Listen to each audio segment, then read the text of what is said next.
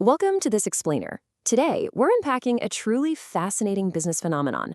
We're looking at how a foreign instant noodle brand, Maggi, completely transformed into an absolute cultural staple in India.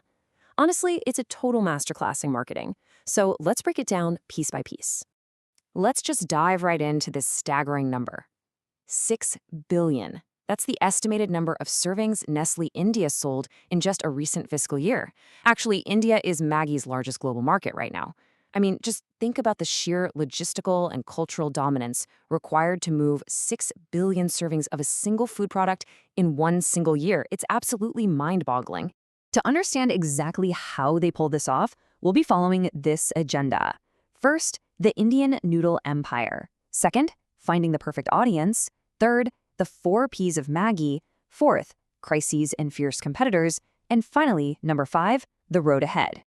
So, kicking things off with Section 1, the Indian noodle empire, visualizing unmatched dominance. Right off the bat, Maggi holds an undisputed, massive 55 to 60% slice of the market. They're sitting comfortably far ahead of fierce competitors like ITC's Sunfeast Yippee, which holds about 15 to 25%. The rest of that space? Well, it's fiercely contested by brands like Weiwei, Patanjali, and others taking up the remaining 20%. But make no mistake, Maggi is the undeniable heavyweight champion here. And to put that dominance into perspective, the overall Indian instant noodles market is valued at a whopping 1.6 to 1.8 billion US dollars, based on recent estimates. That's a massive pie.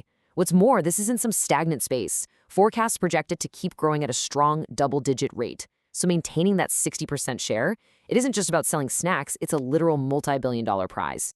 Moving on to Section 2, finding the perfect audience, the STP strategy breakdown. You see, they didn't just sell noodles, they sold a promise. The promise of 2-minute noodles. It's fast, tasty, convenient, and emotionally comforting. Maggi essentially owns the idea of a hot meal that instantly fixes a time-crunch day, or, a midnight craving in a college dorm. It's woven into family bonding and travel rituals. It's built entirely on trust and childhood memories, not just the physical product in the packet. This is exactly why you automatically reach for it when you need a quick, familiar fix. What's brilliant is how their targeting evolved. Initially, they zeroed in on urban working mothers and kids looking for post-school snacks.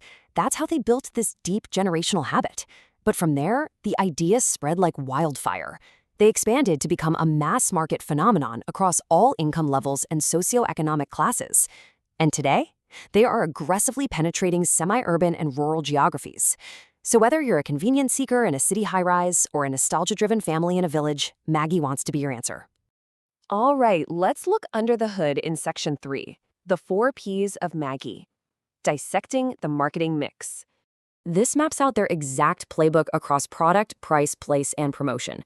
For the product, they paired that iconic core masala flavor with localized and health-conscious variants. For price, they used extreme penetration pricing to prioritize volume and accessibility. For place, they secured millions of retail and Kirana store outlets. And for promotion, they doubled down on generational nostalgia and emotional storytelling. When you combine all 4 of these, you get a defensive moat that is incredibly hard for competitors to cross.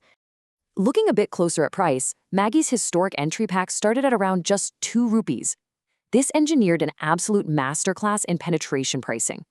Today, typical single packs remain highly affordable. Sitting right in that 12 to 15 rupee range, they prioritize mass volume over high margins.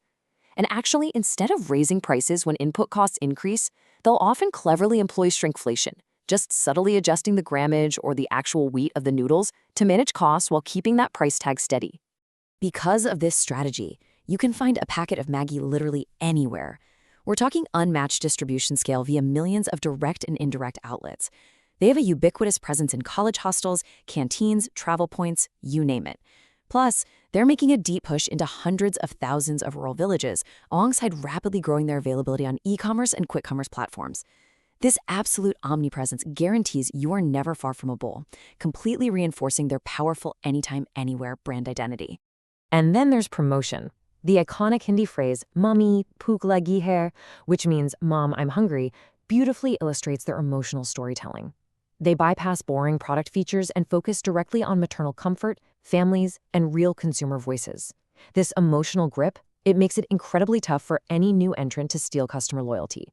But it hasn't all been smooth sailing.